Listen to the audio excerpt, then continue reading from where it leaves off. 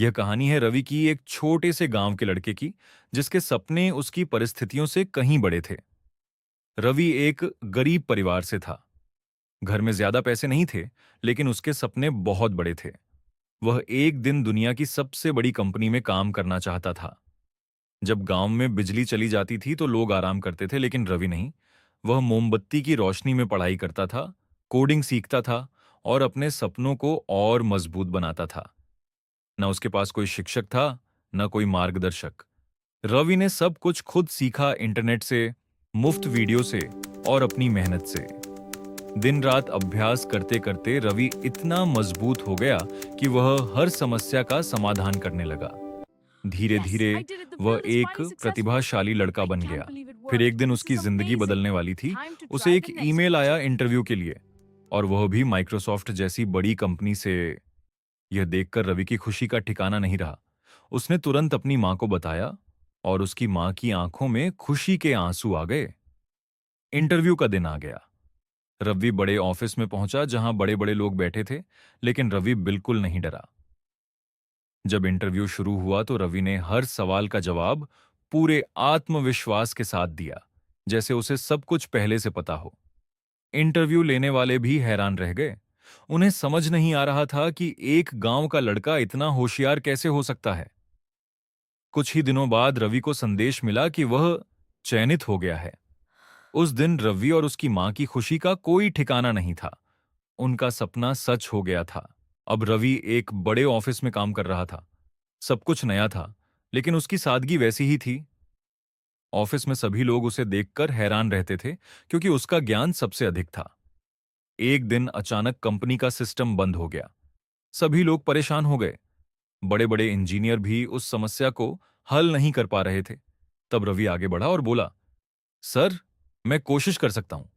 सबको लगा ये लड़का क्या करेगा, लेकिन रवि ने काम शुरू किया।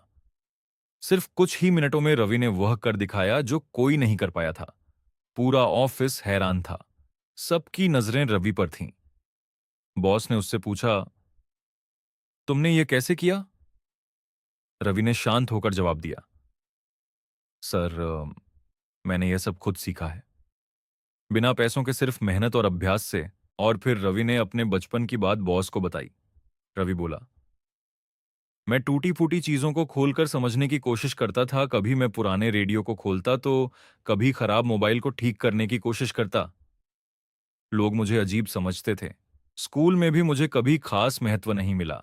शिक्षक मुझे डांटते थे और बच्चे मेरा मजाक उड़ाते थे। कई बार मुझे यह महसूस कराया गया कि मैं कुछ नहीं कर सकता। जब घर में बिजली नहीं होती थी तो मैं मोमबत्ती की रोशनी में पढ़ता था। रात रात भर जागकर कोडिंग सीखता था।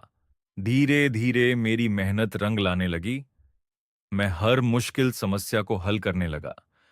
फिर एक दिन मेरी जिंदगी बदलने वाली थी।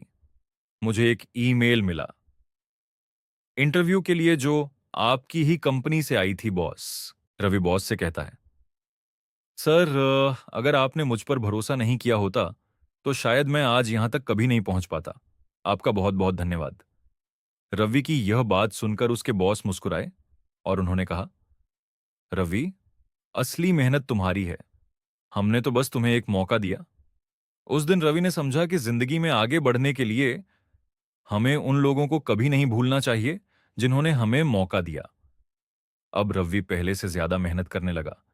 उसने नई नई आइडियाज पर काम करना शुरू किया, टीम के साथ मिलकर काम किया, और धीरे धीरे उसकी पहचान कंपनी में और मजबूत होती गई।